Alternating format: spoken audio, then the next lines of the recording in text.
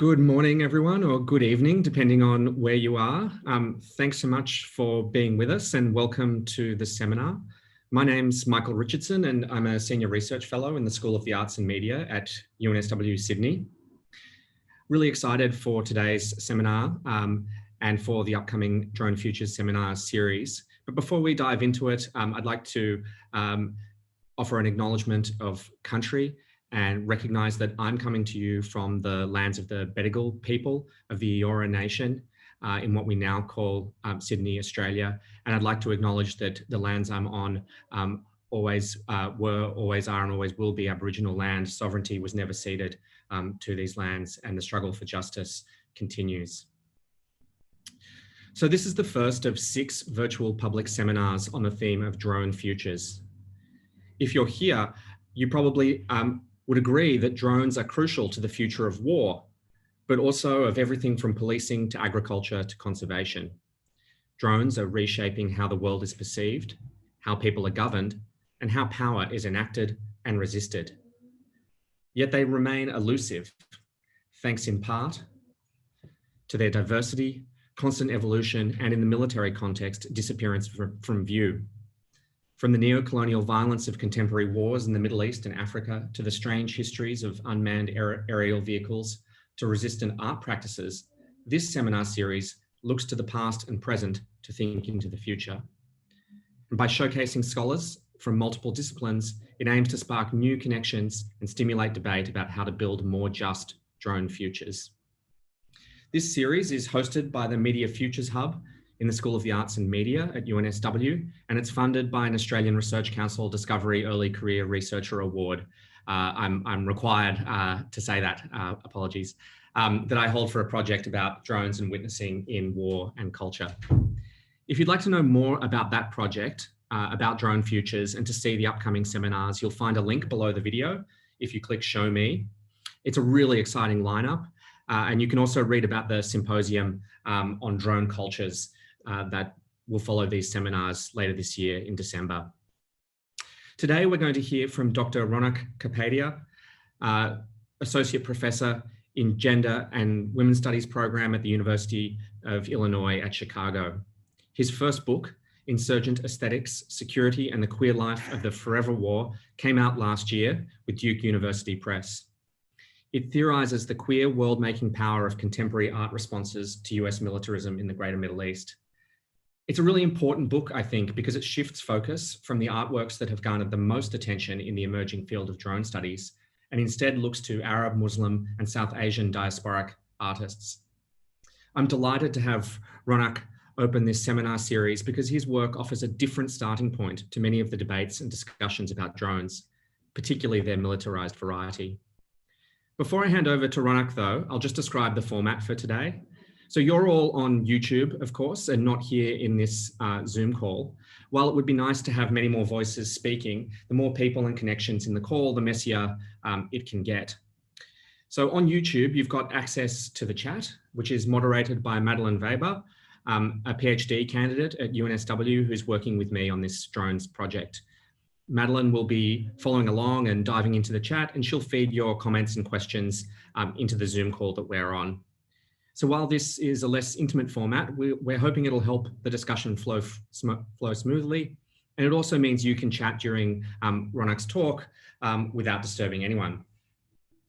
And for help with how to do all this, I'd like to give a really big thanks to Tao Fan from the Alfred Deakin Institute down in Melbourne, who just wrapped up her own brilliant virtual seminar series on COVID-19. So thank you very much, Tao.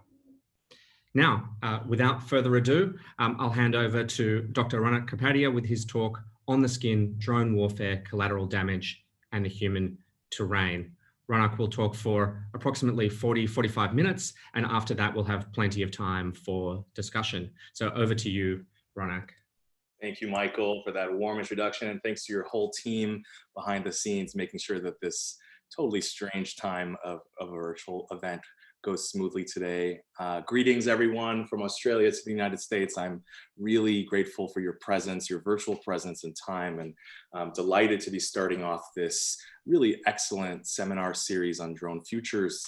I am joining you today remotely from the great indoors on the northwest side of the city of Chicago, on the ancestral lands of the Three Fires Confederacy in late summer 2020 here, when just a couple of weeks away from our own academic school years are beginning anew, and when the US is truly in free fall, we might say, attempting a patchwork and ill-advised series of reopening plans amidst the proliferation of the pandemic here, and as sustained revolutionary protests continue every night, and as the sedimented traumas of this past spring sequestration have barely begun to register in our collective national consciousness, let alone our individual and differentiated body minds. So as Michael said, I'm going to speak for about 45 minutes, which should leave plenty of time for our virtual discussion. And what I want to do is give you a broad overview of my new book project, Insurgent Aesthetics, and then I'm going to spend the majority of my time offering close readings of the experimental works of art by New York City-based artist Wafaa Bilal and Durham, North Carolina-based artist Ellen O'Hara Slavic. Let me go ahead now and share my screen, and let's see if this works smoothly. I'm going to share here. And I'm going to click this button. And Michael, will you just chime in and let me know if does this look okay for everybody on the Zoom? Looks good. Okay. So as I'm doing this, I should note that the major themes of my talk today are about embodied vulnerability, social porousness, bodily interdependence, unending political violence, and the terror of contagion. Of course, all concepts that now are impossible to talk about the same way after the calamitous events of 2020. After the events of blank year, right? We use that formulation so ubiquitously in our speech, especially after 9/11, that other world-bending moment in time that changed everything and yet nothing at all.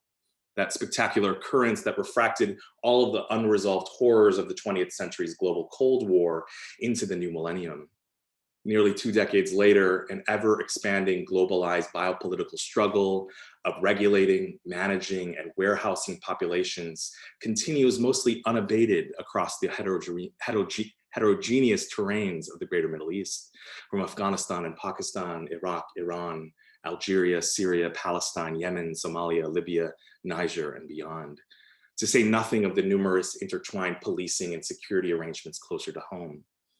It's difficult, if not impossible in this context, to offer a sweeping appraisal of the astounding vision and strategic expanse of Washington's worldwide counterterror and counterinsurgent war since 9/11.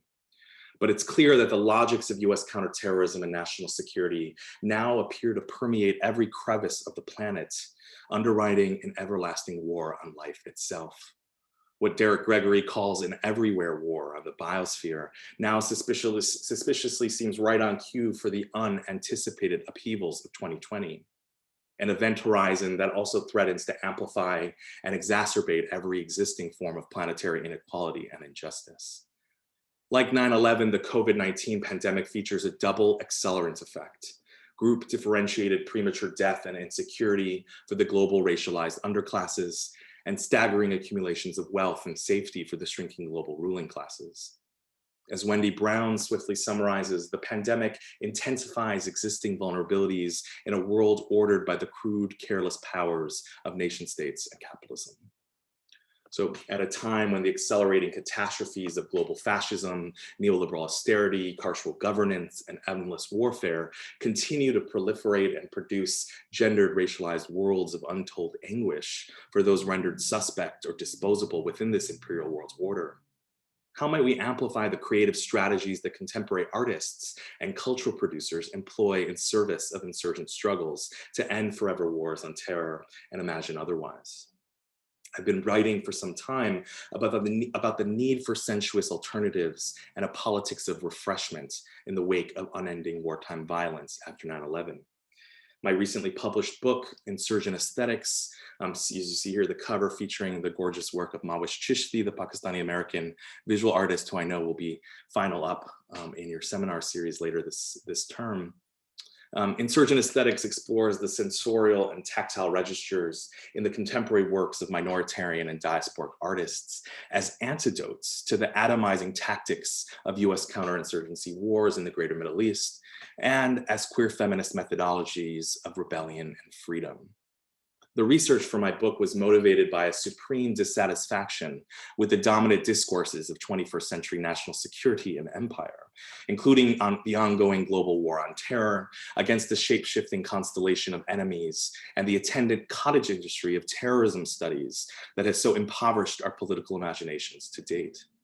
Indeed, there is so much overlapping dread and despair today that it often feels like these affective conditions have evaporated any semblance of joy, renewal, resistance, beauty, or alternatives. I sought to write a book that could intervene into this dystopian here and now by spotlighting the radical experiments, sensuous knowledges, and freedom dreams of contemporary minoritarian cultural workers responding to and complicating our collective reckoning with the state of forever war.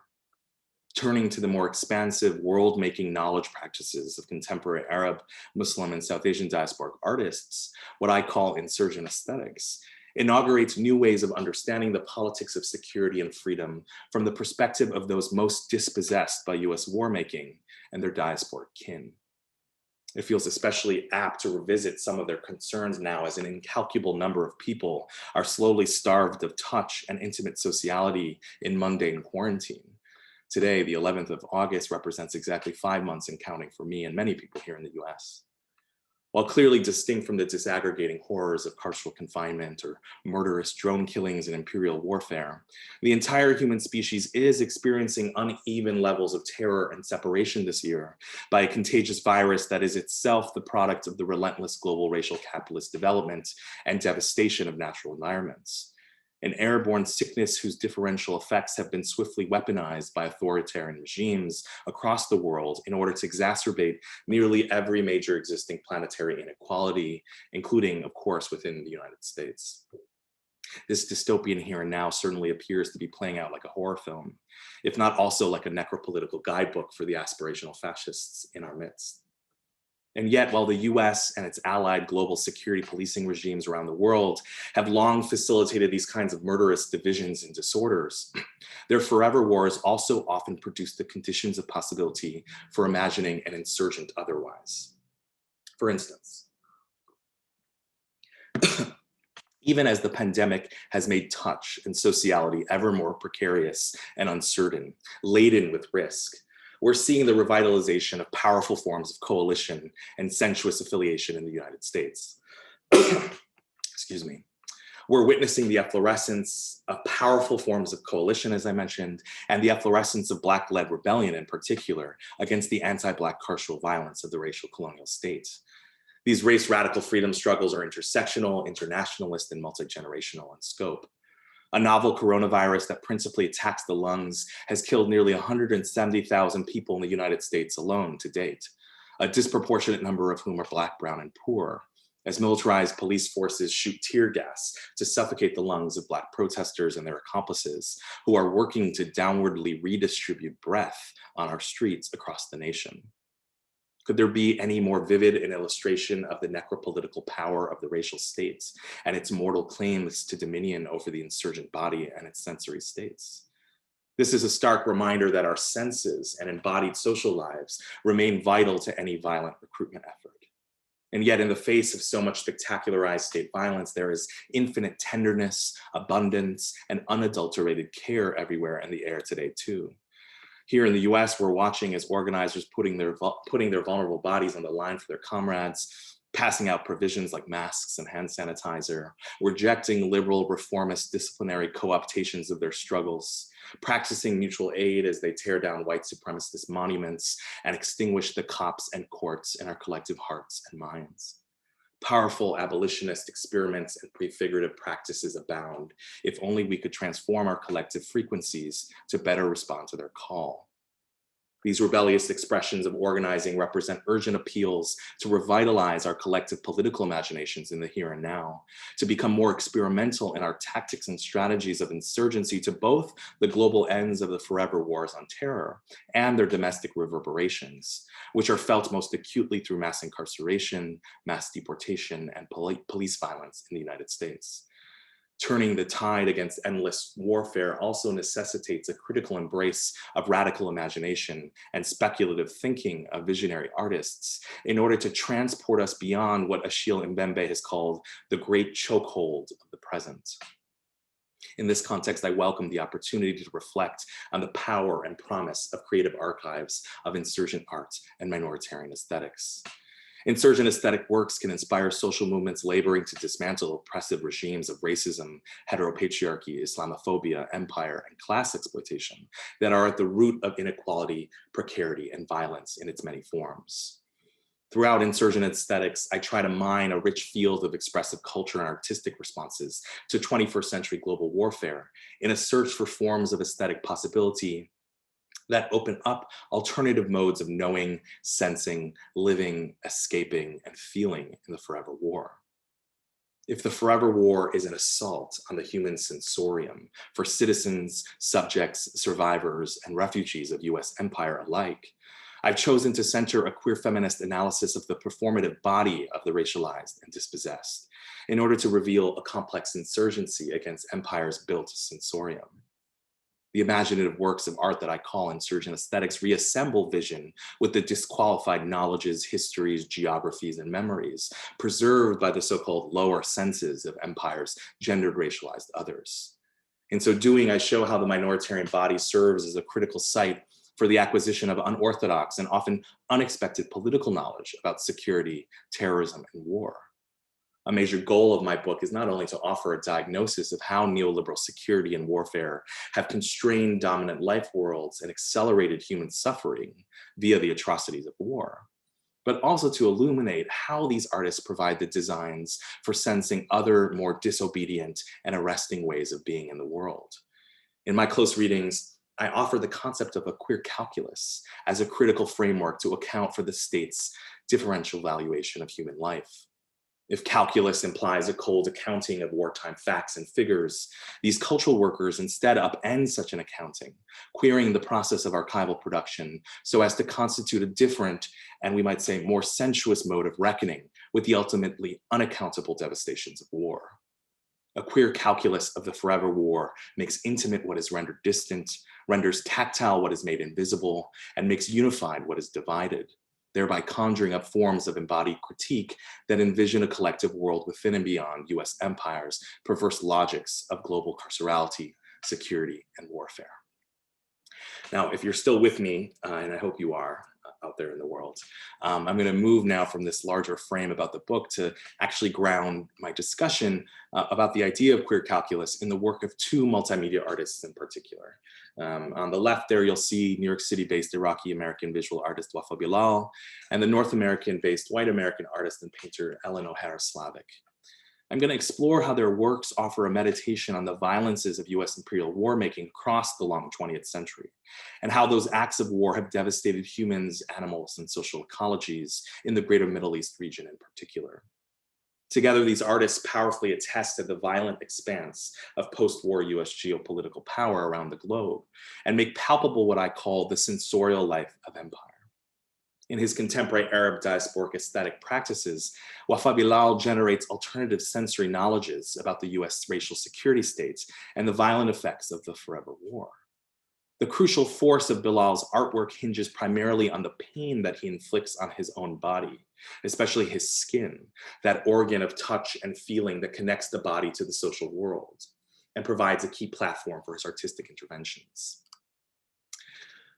I'm going to pause here because I see that there's some chat. Okay, there's some chatting happening in the background, and I'm going to keep powering through because I know you're with me out there in the virtual world. So as I said, the skin, right? Let me get rid of this and move back here if I can. Oh, I've gone too far. You can see my Michelle Obama meme here, because part of what I want to talk about in a second is the move from the Bush era ground troops under the Bush II era of the early 2000s to the realm of aerial counterinsurgency and counterterrorism and drone strikes under the Obama era, which of course we're revisiting now with the latest news about Kamala Harris coming and joining the ticket with Biden, and more on that in the Q&A. But back to Bilal. So part of what I want to say about these artistic interventions is that in these reparative works of insurgent aesthetics, we can analyze race and gendered embodiment and the artist's manipulation of the senses in order to account for and allegorize the subjective experiences and lived vulnerabilities of populations that are both produced and obscured by US security regimes. So again, if we want to understand modern security politics and practices, particularly the modes of intelligence gathering and killing technologies perfected in the domestic and international contexts of US forever wars, including drone warfare, then we need an alternate approach to the maps of strategic thinkers and security analysts. When read alongside the escalating use of drone technologies in US military operations across the greater Middle East, Bilal's performance projects allow for a more sophisticated understanding of the ethical and affective relations that can emerge between Americans and Iraqis under the conditions of US security and warfare. This insight is framed by the interplay between what's up in the air, namely the discourses shaping the US's use of aerial surveillance and 21st century military technologies writ large, and what's on the skin, as a way of capturing the painful intimacies of seemingly incommensurate peoples, histories, and geographies brought together in the crosshairs of forever warfare. So these two modes reveal two distinct but intersecting cartographic representations of landscape and the human terrain, as I'll show, with very different implications and blueprints for the future. Bilal is one artist who uses his own body to map the uneven contours of human vulnerability in times of war, uncovering the intimate and affective politics of US imperial violence, those animated traces and disqualified secrets discarded by official accounts of the war, as well as the queer calculus of knowledge, affect, and affiliation that these violent projects have engendered. So a 2010 performance then by Bilal entitled "And Counting" highlights the queer calculus of the forever war by examining the ongoing US-led massacre of Iraqi civilians, including the artist's own brother, Haji, who was killed by a drone missile strike in their hometown of Kufa, Iraq in 2004. So in this piece, originally staged in New York City, the artist transforms his body into a canvas by tattooing the names of Iraqi cities on his back, and then during a 24-hour live performance, tattooing 105,000 dots onto this borderless map, solemnly reciting the names of Iraqis and Americans killed in the US occupation to date since 2003. Audience members stand as witnesses. 5,000 dots are marked first in red ink to represent dead American soldiers.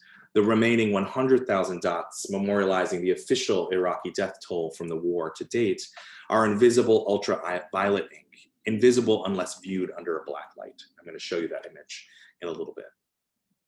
So as this cursory description suggests, Bilal's piece asks its audience whose death counts in times of war, erecting what Nefertiti Tadiyar has called living memories, living histories, as opening into other futures. The performance also elicits timely questions about the CIA and Pentagon's proliferating use of drone strikes in targeted assassinations across Iraq and the borderlands region of Afpak. Bilal's own sensate body in pain, with ink pressed into bare skin, depicts my focus on how we might glean evidence of the histories, geographies, and sentiments of those disappeared by US global warfare in tactile and corporeal forms. Indeed, bodily pain and self-mutilation provide a consistent conceptual thread throughout Bilal's performance of war.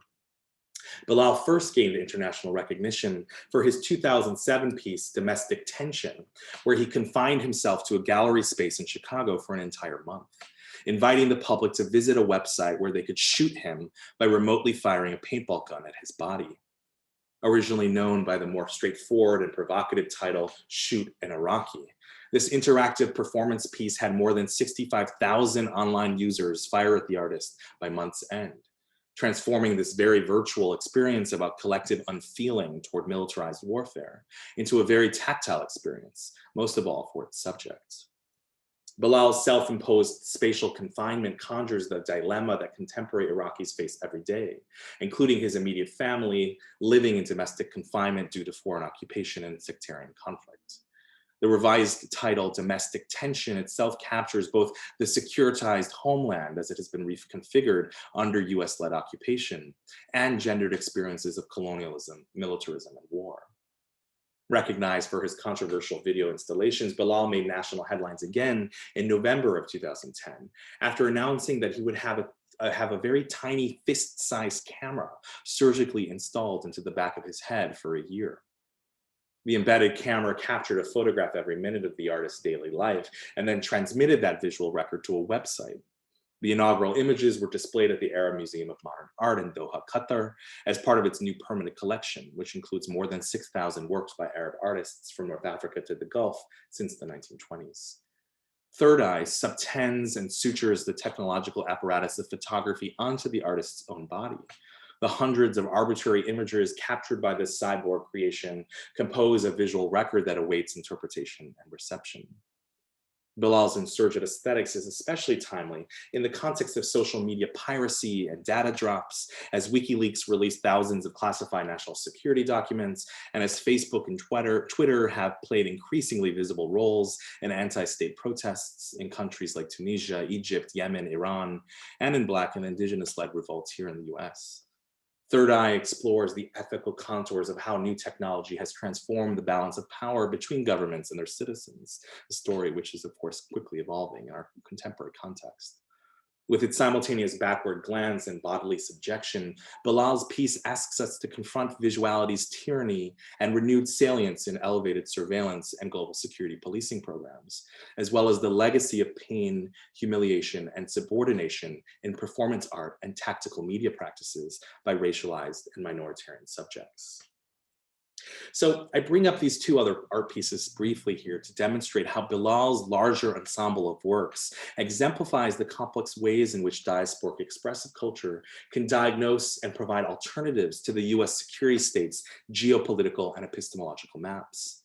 In the remaining discussion, I want to explore how Bilal's work further asks us to consider how the visual field itself is constitutive of both the logic and materiality of war. This is true not only in the case of pilotless drones over the conflict zones of Iraq and AfPak, where cameras are quite literally appended onto missiles and bombs, but also in what he names the comfort zone, those more mundane settings far from killing fields in which war enlists and acts upon our senses. Thus, an encounter with Bilal's artwork elicits a transformation in our affective relationship to dominant views from above. And while I'm talking about views from above, I'm realizing that the sun is setting here in Chicago. So I'm going to turn on my new fancy ring light and see if that offers a little bit of more illumination for the corner in the top right corner of your screen. So my focus on the aerial perspective is central to US global counterinsurgency regimes, joins a range of post-colonial feminist cultural critics in a collective effort to challenge the systemic embrace of the visual in cultural and intellectual responses to US global warfare and surveillance. This concern stems from the argument that visual and conceptual frames have contributed to the manufacture and obliteration of populations as objects of knowledge and targets of war. The links between vision and epistemology have been well theorized and rehearsed. From these studies, we learned that perspectile vision is in fact constitutive to the logic of surveillance and the materiality of war. As the eye became the privileged organ of knowledge and authority, the power to see became equated with the power to know and the power to dominate. Throughout the 20th century, we see this enduring alliance between vision and war. As military fields increasingly became reconfigured as fields of visual perception, preparations for war were increasingly indistinguishable from preparations for making a film. Ray Chow, for instance, notes how war would mean the production of maximal visibility and illumination for the purpose of maximal destruction. We might conceive of the forever war then not only as a struggle over oil, water, and the resources of globalization, but also quite centrally over the control of the global image and data worlds. So given the dense interconnectivity between vision, knowledge, and warfare, what system of knowing and writing might adequately address both the violence of the imperial state tries to render invisible and the invisible obscene, as scholar Anne McClintock has put it, of civilian populations exposed endlessly to this violence. I contend that we benefit from orienting our attention away from the visual and discursive frames of war and toward analyses that feature lesser studied senses, including touch and sound. These extra-visual sensory relations have become newly vital to US security governance, both as actual military weapons, and of course we can think of the use of music in torture in Guantanamo, for example, and as resources for diasporic public cultures and contemporary art practices. So rather than dispense with the visual altogether, I'm suggesting that we attend more closely to the ambiguities and particularities of the visual experience produced by minoritarian subjects who are responding to these conditions in their artwork as they reveal alternate clues for knowing and mapping the world. So what the aesthetic works of Wafaa Bilal then make possible is an alternative sensorial relationship to the forever war. And counting is offered as a way of archiving both personal and collective traumas.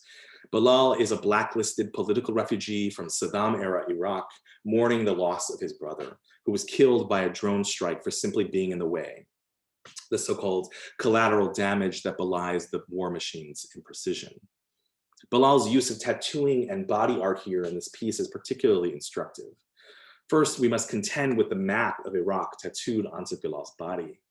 Although maps regularly function as instruments of centralized surveillance, information retrieval, and war making, the borderless cartography that Bilal imprints onto his back resonates instead, I think, with what literary historian Jonathan Flatley has called an affective map. That is a map that not only gives us a view of a terrain shared with others in the present, but also traces the paths, resting places, dead ends, and detours we might share with those who came before us. Following Freud and Benjamin, Flatley's affective mapping evokes modernity's new historical relation, a collective affective attachment where one might ask, who shares my losses and who is subject to the same social forces? Flatley's approach here, I think, allows for a reconsideration of Bilal's individual art practices as part of an epistemological project engaged in a politics of knowledge, one that has collective and social effects. As viewers and witnesses to uncounting, we are being asked to think about individual and collective pain, sorrow, mourning, and loss, and hope concurrently. To think of Bilal's pain, to give it shape and meaning, is then necessarily to attempt an account of collective pain and loss for Iraqis around the globe, a diaspora whose connective tissue is forged in bloodshed, violence, occupation, and permanent war. Bilal's performances of pain and mourning are hence not solely metaphors, but also evidence of the historicity of his and our subjectivity.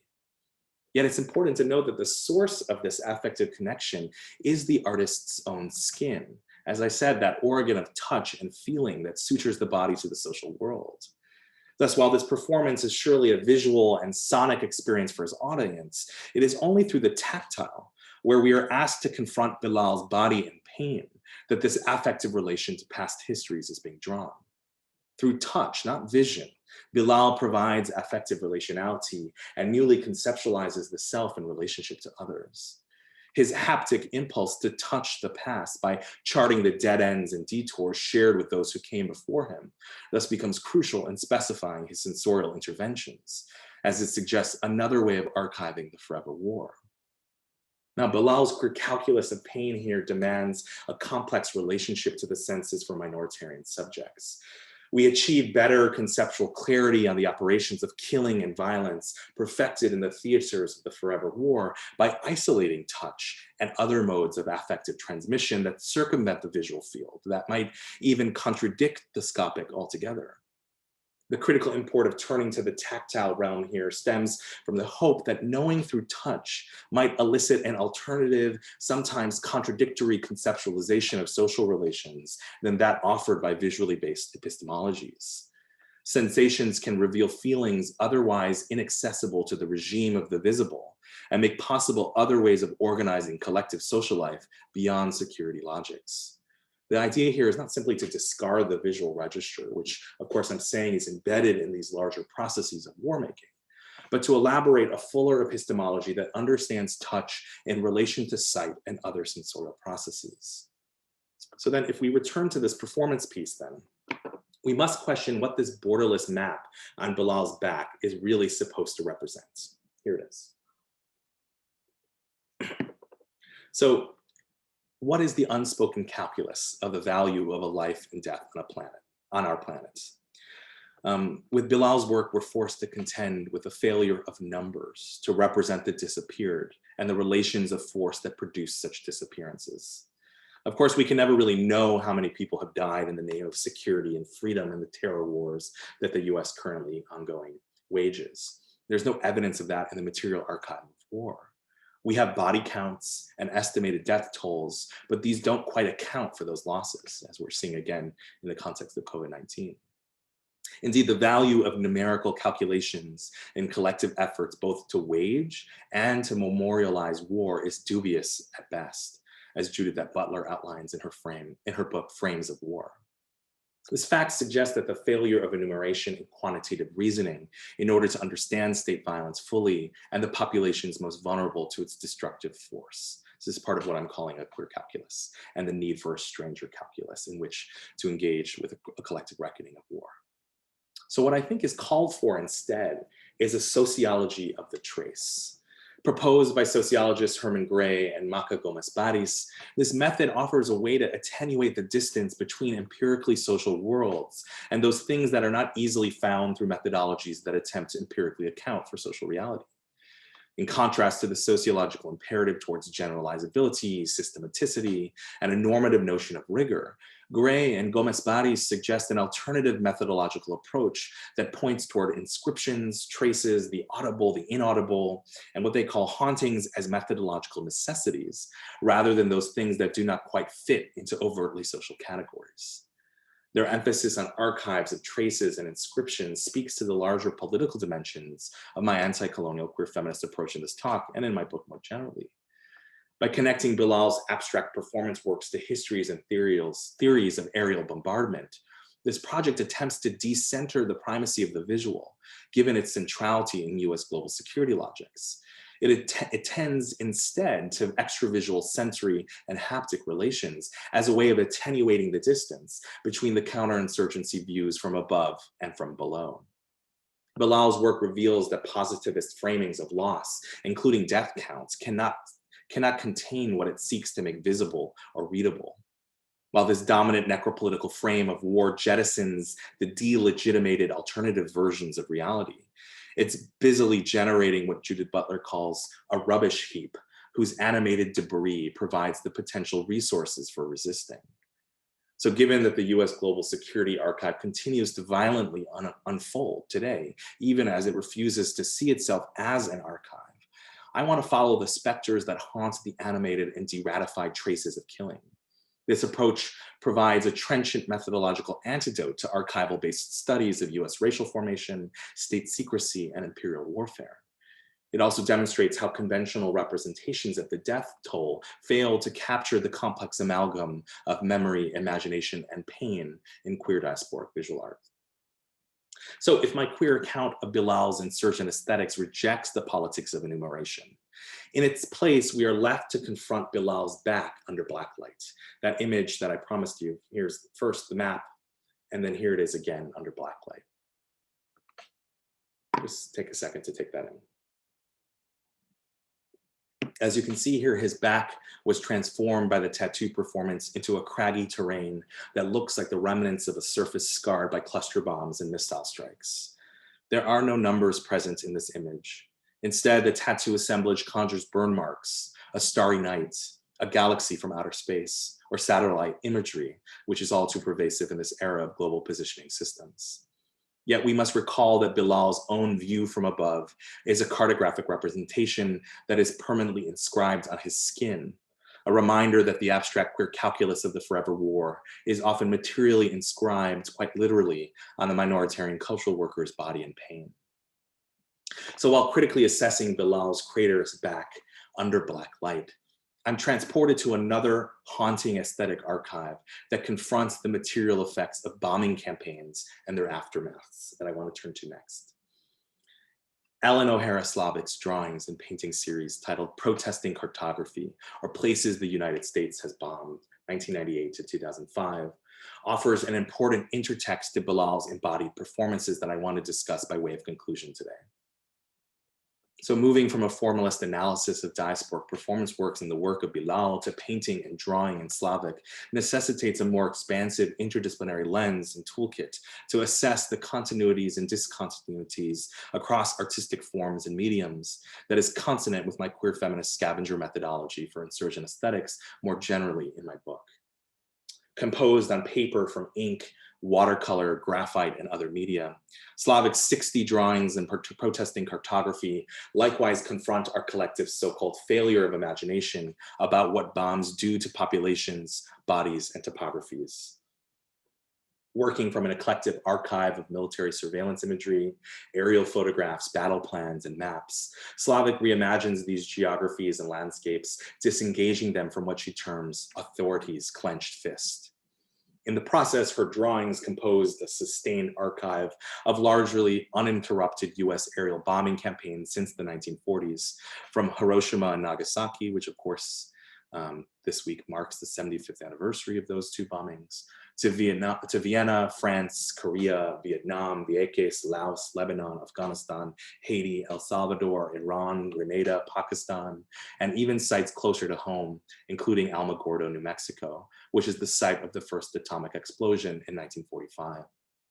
In this way, Slavic's work powerfully echoes my argument about the US Forever War across the global Asias. Together, these images attest to the unimaginable breadth and uninterrupted violent expanse of post-war US geopolitical power.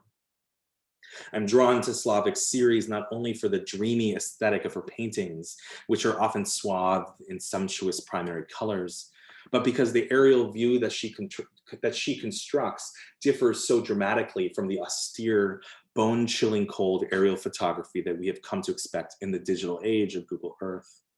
That dominant view has re-educated our senses on how to look at and think about territories besieged by bombs. While both of these visual representations are technically views from above, they imply radically distinct trajectories and affective connections. Slavic notes that even if she could make photographs, she would not, because there are already too many photographs, she says. Too immediate, too true, too real, and too brief. Countries and lives reduced to singular images. So working in the medium of drawing and painting instead of photography, instead of performance and photography like Bilal, Slavic astutely critiques the violent and singularizing effect of digital photographic representations. Her series, however, is even more prescient given Wafaa Bilal's later performances, challenging the US military myth of so-called precision and precise targeting in drone warfare. To capture this contradiction, Slavic uses a crucial bleeding effect to her imagery in formalist aesthetic that you can see here. She says, quote, "Ink dropped onto wet paper like blood stains on damp cloth. When it dries, this becomes the foundation upon which to tell a violent story. I use this ground of abstract swirling or bleeding to depict the manner in which bombs do not stay within their intended borders. Depleted uranium and chemical agents contaminate the soil, traveling in water and currents of air for decades. Bombs lay the groundwork for genocide, cancer, more war, terrorism, widows, orphans, and a vengeful populace on all sides of conflict," unquote. So Slavic's analysis of her own aesthetic practice captures how bombs rarely stay within their circumscribed borders. The abstract swirling or bleeding in her paintings belies the unintended but all too pervasive consequences of late modern warfare.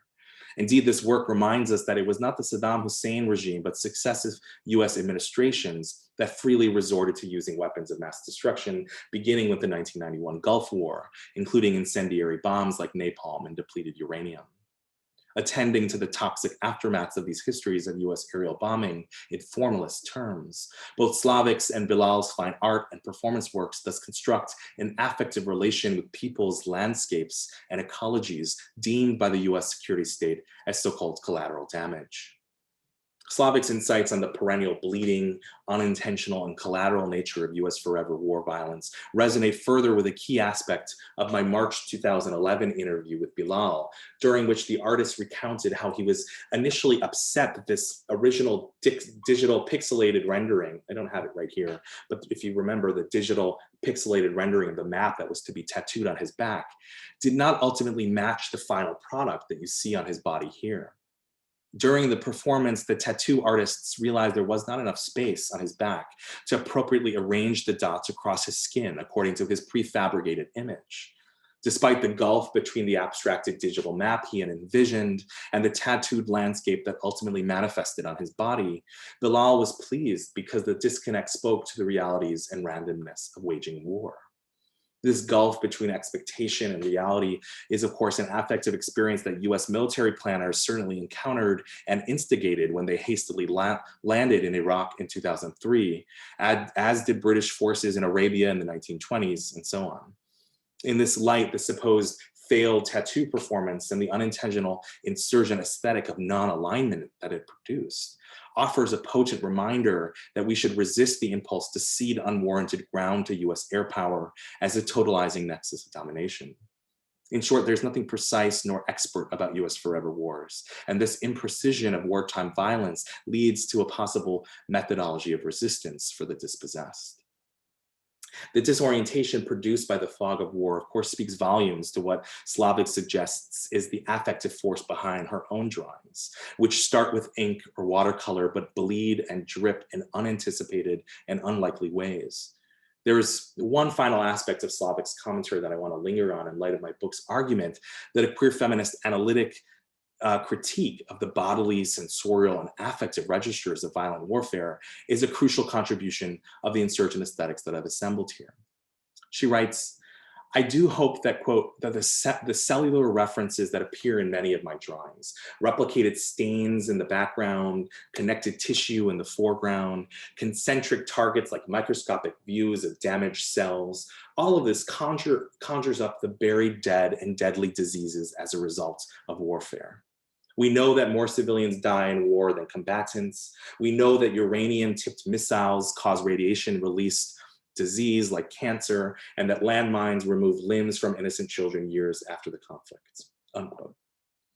So attending to the unintended bodily and sedimented forms of violence summoned by US counterinsurgency and counterterror practices, Slavik's remarks on the toxic toll of US warfare serve as a powerful reminder of how the violence of war devastates humans, animals, and social ecologies, to say nothing of the exact nuclear nightmare of radioactive contamination and hazardous waste left behind by US weapons and bombs in Iraq since the first Persian Gulf War.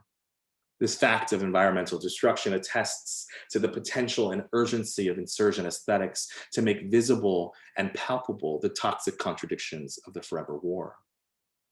So in light of Slavik's interventions, I want to return finally to Bilal's tattoo performance, if I may, and specifically to his back by way of conclusion, in order to underscore the salience of analytically isolating the extravisual and haptic sensory relations and formal processes in insurgent aesthetics. So while there is no official tradition of body art in Iraq, Bilal's use of tattooing powerfully captures the missing history of the disappeared. In an interview, the artist recounts how while living in a Saudi refugee camp after escaping Iraq in 1991, he was granted asylum in the United States on the condition that the American delegation be allowed to interrogate his brother, who was also in the camp. One of the US translators who befriended Bilal informed him that Americans would not take three kinds of people: criminals, communists, and people with tattoos. Bilal's brother, of course, had a tattoo. And the reason that he got it was related to the war. Because during the Iran-Iraq War of the 1980s, many young people lost family members on the front lines and their bodies came back unidentifiable. So young Iraqis started getting tattoos of their names and cities, sometimes on one or two of their body parts, so that if they were killed and their bodies mutilated beyond recognition, their families would still be able to identify them. If the Americans saw the tattoo on his brother's arm that night, this inscription of a future death yet to come, they would not grant Bilal asylum. So that night, his brother decided to burn the tattoo off his arm using a hot spoon. Bilal's vividly painful recollections from the camp reveals a paradoxical queer calculus at work here. In order to gain access to refuge in the United States, his brother needed to efface or erase this other unseen record of the US proxy war in the greater Middle East, as evidenced by US participation in and financing of the Iran-Iraq war off of his body. Bilal's story captures the nexus of the body and pain and the violence of the regulatory security state as it reveals the somatic and sensorial life of empire. The burned off tattoo provides material evidence of power's whereabouts. What lies outside the visual archive then are these sensorial traces, memories, feelings that conjure individual, familial, and collective histories beyond official war records. Analyzing the formal and experiential dimensions of Bilal's creative works through queer feminist and affect studies thus better captures the sensorial logics of imperial governance and its manifold resistance. Paying attention to the tactile nature of Bilal's performances in particular elucidates an alternative sensorial logic through which we might begin to access those long submerged and entangled histories of violent conflict.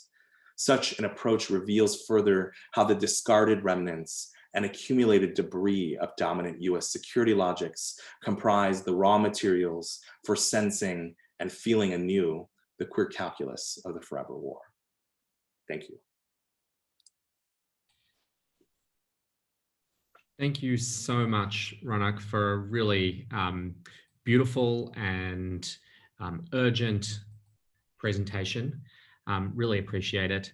And I know just from having glanced in and out of the chat on YouTube a little bit as you were talking that that the audience has been super engaged and really interested. And there's already a few really fantastic questions there.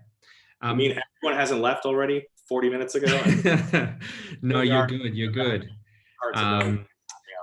So we will start to gather questions from the YouTube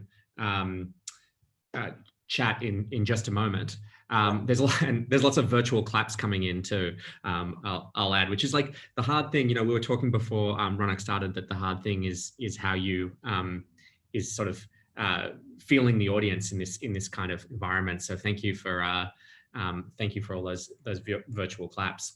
What I've been talking about, the sort of devoid of the sensuousness, right? Is that, you know, these virtual platforms, part of what Bilal and I think Slavic are doing is trying to reanimate the senses in a way, despite all of our virtual digital divides. And the sun has set here, as you can see. I hope my lighting is okay.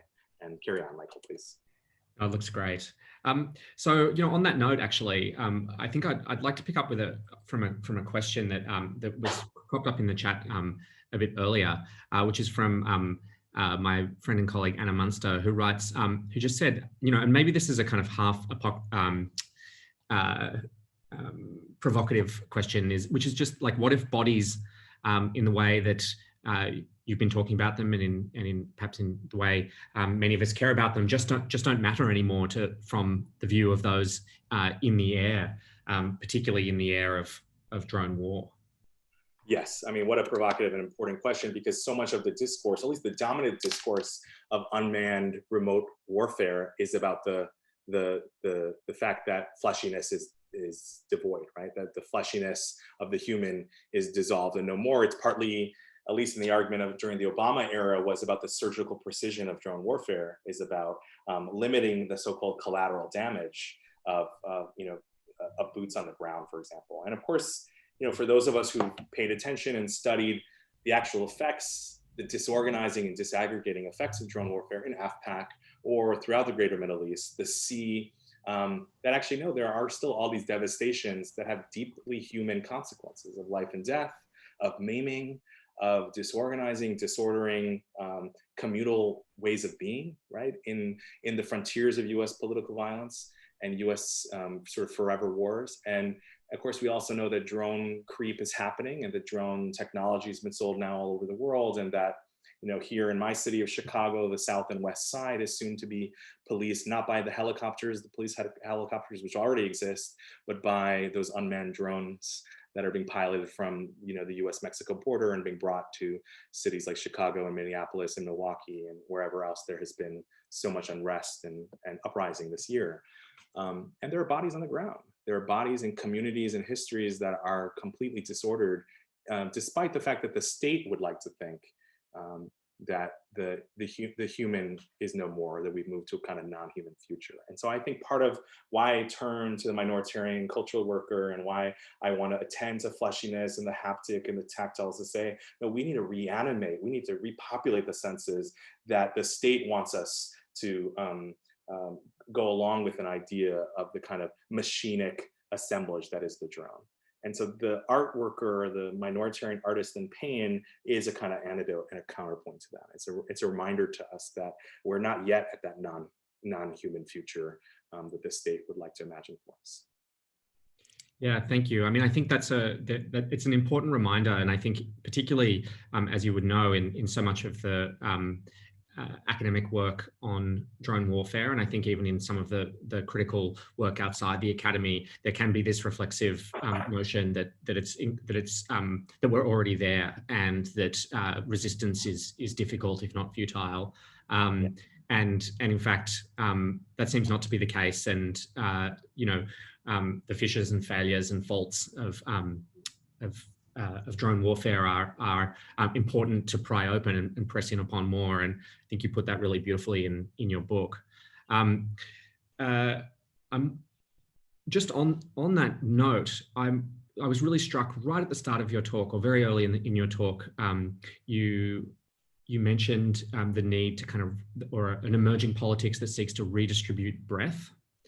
And I wondered, I mean, we might be veering into where your work is going now, rather than where it's been. But I wondered, whether that idea of a politics that redistributes breadth fits into what you've just been talking about the need for a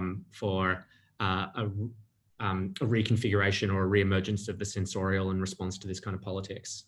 Well, it's certainly, breath and breathing is certainly is the topic at hand on so many people's minds now in the context of COVID, certainly.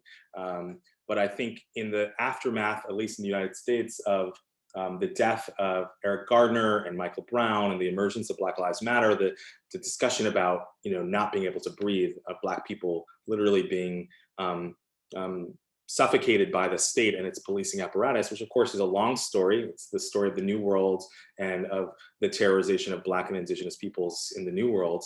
But that reanimated around 2014, 2015. And one of the things I've been doing in research for my second book project that I've been working on, that was called, or at least provisionally is called, Breathing in the Brown Queer Commons. I might have to rethink that title now based on what's happened, of course, this year, was looking at the role of breath, breathing, healing, and the embodiment as quite central to liberationist struggles, and try to think about it as collective survival and care as being the work of radical social movements, as opposed to the thing that happens on the side. And so, the project sort of started as an antidote or reflexive reaction to the language of self-care and the way that self-care was being imagined and circulated as this neoliberal, individuated, automated thing that we do, comrade, go to the spa on the weekend, right? As opposed to what we know from the history of Black and Indigenous and women of color feminisms here in North America, that there's actually a long history of collective forms of care and collective forms of healing. And so what if we think about healing as the modality through which to understand what movement work is about? And in the process of all that, of course, I've been interested in Black studies work, the work of Ashawn Crowley, Christina Sharp, people who've been talking about breath and breathing as a metaphor for flight and as a metaphor for freedom, and that the restriction and constriction of breath, of course, is a historical phenomenon that was crucial to torture regimes on the plantation. So literally constricting the lung capacity of the enslaved person was a way of maintaining a kind of plantation hierarchy and structure in the context of slavery. And so there's these long roots of that, right? So breath, breathing, respiration, and now there's a whole new sort of subfield of breathing studies of people and a newer generation of scholars who are informed by affect studies and by certainly all the work in sensory studies to think about breathing anew again. So how does that relate to this topic? Well, I am reminded that, the Bilal piece that I talked about here is a decade old. It was in an earlier moment in YouTube's history and the history of, all of these social media platforms that have completely taken over our lives. And, when Wafaa did the cyborg creation and had the camera on the back of his head, the Wall Street Journal wrote articles about it, and it was quite controversial. And of course, it was to call attention to the increasing encroachment of surveillance and privacy issues in the early Obama years. We've moved far afield from that a decade later. It feels like a historical piece more than anything in some sense. But I think some of the questions around performance and performativity, liveness that he was trying to get at and counting are useful for us now, right? Like, what does it mean to have a virtual event that's live and not pre-recorded? What does it mean to be in space with other people, to communicate, to mourn collectively, to gather collectively in a space? Certainly that has changed in the context of 2020. So some of those early questions that he was asking in 2010 have come back to us anew, and I think freshly force us to sort of engage with questions about performance, about liveness, about what collective reckoning and mourning will mean as we move forward, as we try to think through the ends of the forever wars, right? So that's what I would say, long-winded. Mm-hmm. Yeah, thanks so much. Just picking up further on this this idea of breath. My colleague Adam Fish writes that regarding breath, how about the use of leaf blowers in Hong Kong and Portland to blow back tear gas as a kind of ephemeral, aesthetic and pragmatic atmospheric intervention? And that kind of builds on an earlier question that Adam had about, is insurgent activism of the kind that you kind of addressed in the talk and described in the book, are there other modes of kind of atmospheric activism or atmospheric intervention at work? Absolutely. And, in the book project, the epilogue looks at the sort of scalar dimensions of various insurgent practices and looks at, it was written in the summer of 2018, I suppose now, in the moment of the Trump baby balloon protests that were happening in the UK. And I try to connect that to the long, magisterial work of people like Karen Kaplan, who've given us a long history of thinking about aerial balloon technologies, views from above. What does it mean to think about, insurgent views from above, right? I don't ever get into a place where we think that, that from below or on the skin is the resistant sort of, and, resistance side, and the from above is always the tactic of the state. It doesn't work that well. And I think what the art shows is that it's much more complicated and that we can have actually insurgent views from above as well. But I should step back and say, what do I mean by insurgency? Part of why I use the language of insurgency is both to hail the language of the Muslim terrorist and the way that circulates within the West, but it's also, to sort of hail the long history of subterranean and fugitive consciousness of insurgent struggle, what Ruthie Gilmore calls infrastructures of feeling against the forces of empire, gendered racial capitalism. So that's a way of saying, can we suture the work of these contemporary Arab and Muslim and South Asian diasporic cultural workers in the long history of primarily Black and Native-led rebellion against the sort of dominant security paradigm in the New World from 1492 to the present, right? So the Forever War is not a post 9/11 formation. We know that we have to actually embed our discussion of contemporary security logics and resistance struggles within that longer history. And so that's part of what I'm trying to gesture at with the language of insurgency. And, I see this, this question here about the fact that the right, the political right, specifically in the North American and European context, and I imagine in other white settler colonies around the world, the right has been particularly adroit at mobilizing affects, right? Consolidating political power through the role of affect. And I think that's absolutely true. And it's something that the left, we're seeing that today in the context of discussions about settling for Biden, right? The Democratic Party's decision making, that when offered lush, new, compelling, innovative, structurally substantive interventions, our oppositional party will always choose the centrist, bland, middle of the road, carceral solution to the thinking about, the here and now.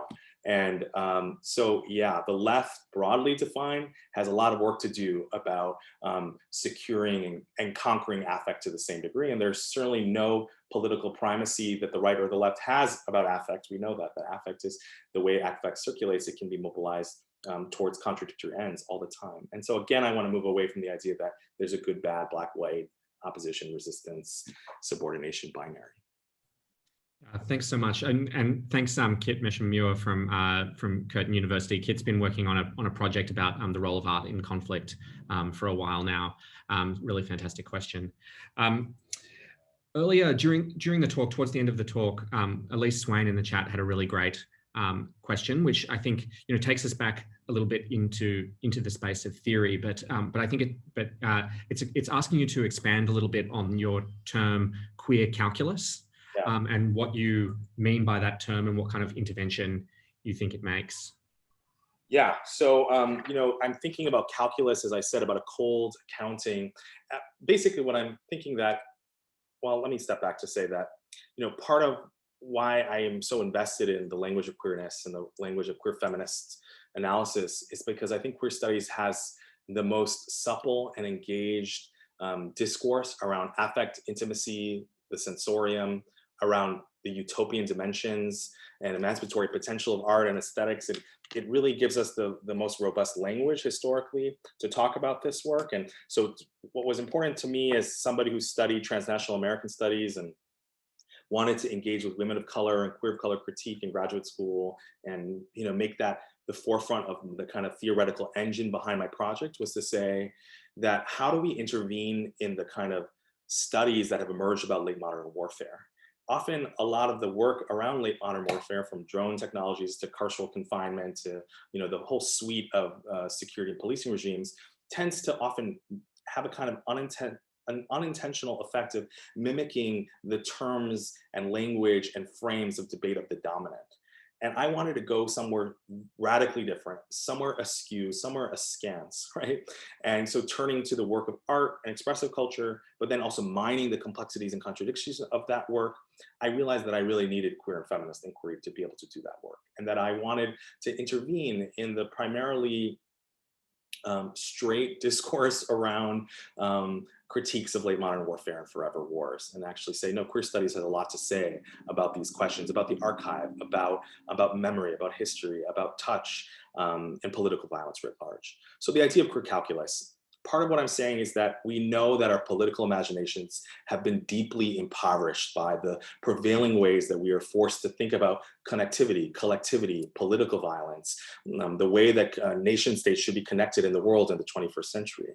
And that we need a politics of refreshment, as I'm saying. We need a stranger calculus, another way of reading, right? So part of what queer calculus is offering us is a kind of alternative reading practice. And I mean calculus in three terms in the book. I kind of lay it out in the very lengthy introduction, but briefly, I'm thinking about calculus both as a kind of logic or of reasoning, as a form of systematicity, and saying we need an alternative logic, and that's partly what I talked about today and tonight. I also think about calculus in terms of it stretching the idea of calcification, calculus to calcification, to talk about the sedimentation of painful elements in the body. And so again, that's a way of prioritizing those somatic and sensorial dimensions of war making and its collateral effects. So calculus here is about affect and embodiment. And then third, I try to talk about queer calculus as a kind of sensuous affiliation, the kinds of non-blood-based forms of affiliation that have emerged in the context of the forever wars, the kinds of unlikely coalitions and constellations of radical affinities that have emerged between, in my case, in the context of the book, Arabs and Muslims and South Asians in the diaspora, who we don't necessarily need to fold in together, but can actually talk about the kind of non-blood-based forms of affiliation that have emerged, which is also a kind of queer method, right? Is to say, how do we talk about affiliation that isn't about blood and isn't about family? So those are the three ways in which I think queerness becomes really crucial to talking about calculus as about logics, affects, and affiliations. That's what I would say about the idea of queer calculus. Thank you. And just while we're on terminology, Dan Binns from RMIT's asked where you take the term forever war from, which I think you might have mentioned that you're kind of drawing on Derek Gregory, right, in that articulation. But I'm wondering if you could say, expand a little bit on how you see that term in your work, and I'm particularly interested perhaps in the time horizon that it expands indefinitely as a frame, and what you think about kind of marshalling that kind of language, because a question might be like, how does one ever get outside forever war if one accepts the well, let me work backwards to say, part of what I wanted to juxtapose in the book project is, so first to say, forever war comes out of science fiction. There have been journalistic accounts that have used that language. Of course, there's Derek Gregory and other people within the world of kind of critical militarism studies. There's also the language of the long war, which, one of my mentors, Nikhil Pal Singh, uses the language of long war, which we get from Donald Rumsfeld to talk about the kind of incipient Cold War style, 21st century long, geographically open project.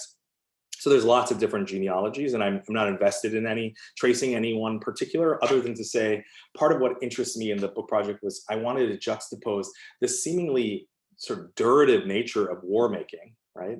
The endless, everywhere war that is, expanded geographical boundaries, the unmanned nature of it that makes it everywhere and nowhere all at the same time, with the seemingly ephemeral constellation of artists and activists that I'm bringing together in the book project, but also to talk about Arab, Muslim, South Asian, for example, that framework. It meant something very specific around 2003, 2004, in the early years of the War on Terror in the United States, because it was a moment in which, in the context of special registration and the deportations in the Bush era, early years of the Homeland Security state, where Arabs and Muslims and South Asians were being racialized in similar kinds of ways in North America for not the first time, but really, in national public consciousness.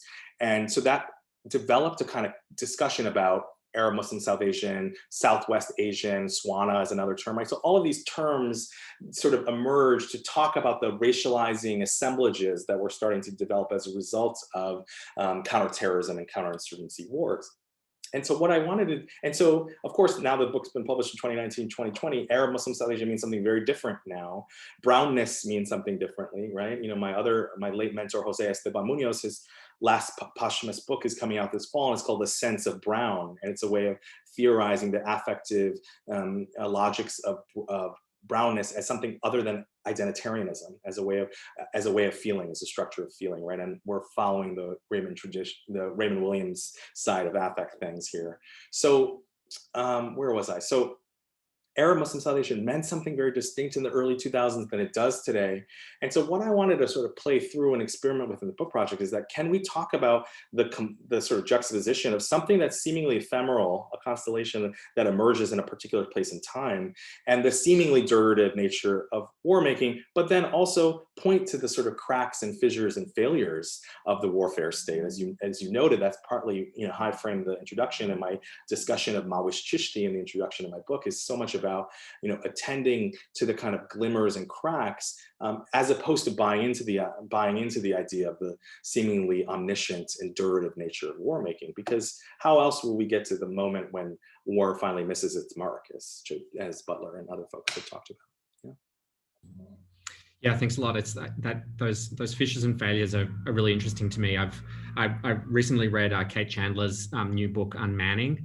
And Kate's speaking later in this seminar series, as you would have seen, and she charts this like history of failure actually within technological development, particularly around drones, and of programs that get money and go nowhere, that attempt to build things that never fly, that so on and so forth. And I was struck reading that book too about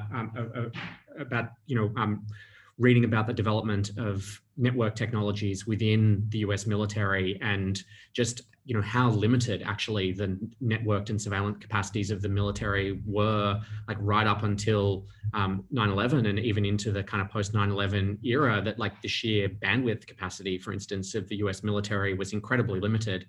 And drones are one of the key technologies that kind of pushed an expansion of the networked capacity, which kind of runs counter a bit to the picture we have of like the all-seeing, all-knowing military eye, and I think in particular of films like Enemy of the State from the 90s, right, which is like this kind of a really interesting kind of text of surveillance in the state, and the state can see everywhere all the time, grabbing video and so on. But of course, at that time, like the technological capacity for this was like basically non-existent, and yet that's the kind of imaginary that keeps being pushed forward.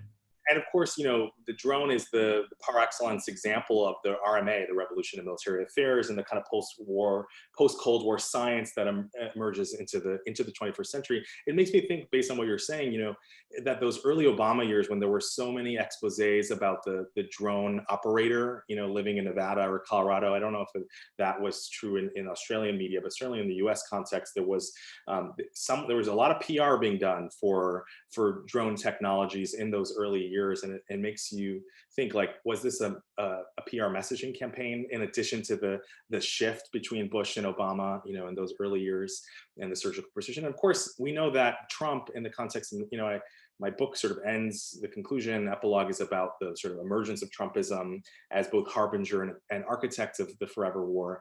But it ends with the reminder that Trump has really exacerbated and amplified every site of forever war making, right? And we're not getting a lot of stories about drones in the US media anymore. It's like you don't see New York Magazine or New York Times or New Yorker ever profile any discussion of drones. And it's happening at a clip that's exponential compared to those early years of the Obama administration. So that's just something to note about what we see and don't see, and how that maps on to those debates.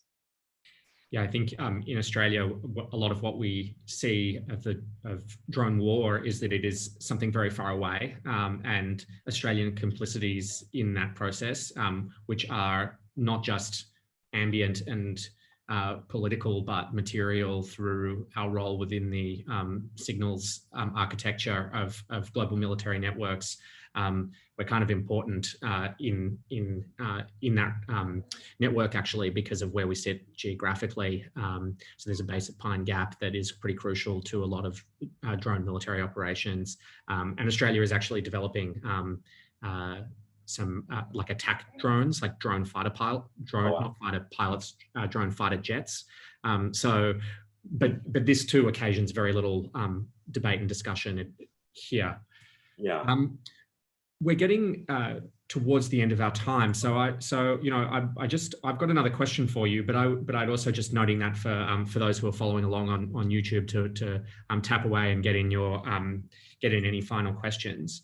The question I have for you is to kind of invite you to think into the future a little bit, and I think thinking into the future is a fraught proposition at times, and it's something that maybe we might want to be tentative about, but thinking into the future and imagining and better futures is part of how we build and organize towards them, right? So I'm just wondering what you think. What are the kind of trajectories perhaps that might unfold for an insurgent aesthetics as we move into this next decade of war? Goodness, yeah, that's a big question. And let me take a little sliver of it, just a crumb on this corner of that, which is to say that we've reached the tipping point now with drones, where for many years we talked about the potential boomerang effect of drone warfare, that these were military technologies that were being innovated and experimented on the laboratories of US empire in AFPAC and the greater Middle East, right? But that eventually it was coming home to roost. And my goodness, this year of 2020 has given us so many instantiations, so many examples of the way that US imperial violence out there, far, far away, is being revitalized and reamplified here in the domestic sphere.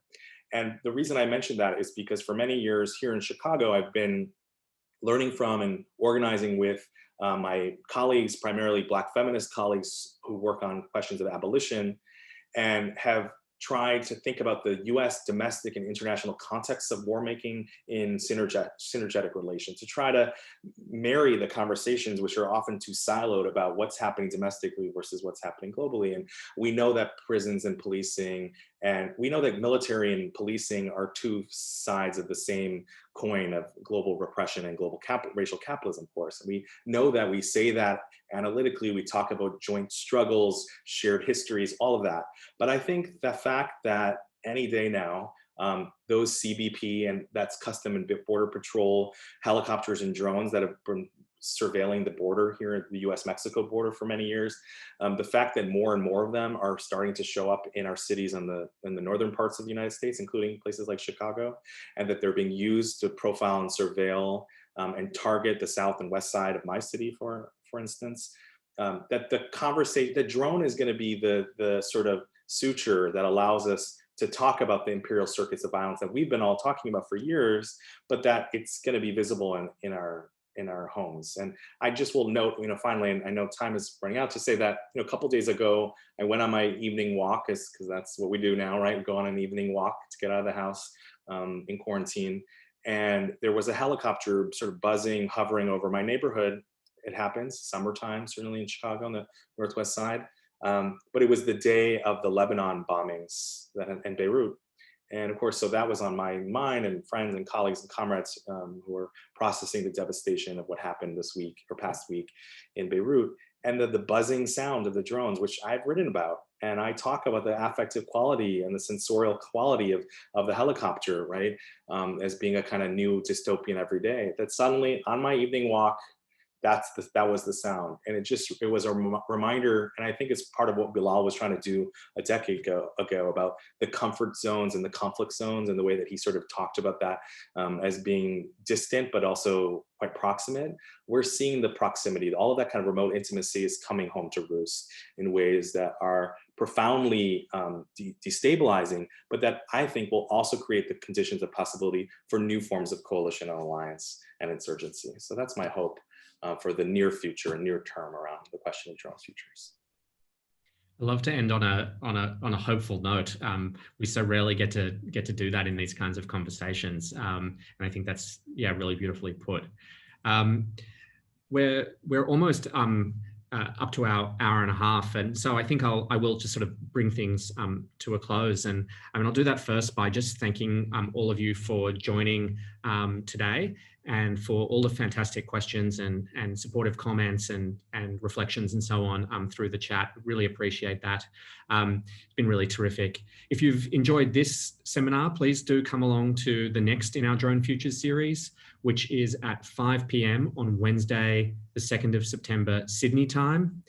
It features Antoine Bousquet, author of The Eye of War, and Jerris Grove, author of Savage Ecology, and they're going to be in a kind of dialogue titled Martial Autonomy's Rise of War Machines. Knowing Antoine and Jerris a little bit, I'm not sure that we'll end on a note of hope, but we'll see. So that's 5 p.m. Sydney time, and it is, I think it's 9 p.m. in Hawaii, where Jerris is, and 8 a.m. in London, where Antoine is. So we've really had to thread the needle time-wise. So apologies if you're tuning in from a location right now where that time just won't work. It'll put you in the middle of the night. So you can register for that talk or many of the other, almost all the other seminars that we have coming up on Eventbrite. There's a link below the video. And speaking of following along, if you're on Twitter, you can find me at Richardson_M_A and Ronak at Professor Kapadia, which is much easier and cooler title. And links to those are also below the video, as well as a link to the Media Futures Hub Twitter account. We're a new research cluster at the University of New South Wales, and we're interested in questions about how we build towards more just futures across issues of theory, of method, and decolonial practice. Thank you very much, Madeline, for moderating the chat today, and thank you all again for your time and thoughtful questions. And above all, thank you, Ronak, for a really stimulating talk. Really appreciate you being with us and for kicking off this seminar series. So stay safe, everybody. Stay strong and take care of one another. Thank you, Michael. Thank you, everybody out there in the world. And one of the unintended consequences of this quarantine and virtual intimacies means that we get to be in conversation in ways that wouldn't have happened otherwise. So I'm really grateful to you, and thank you to your whole team. I appreciate it. Thank you. See you all soon.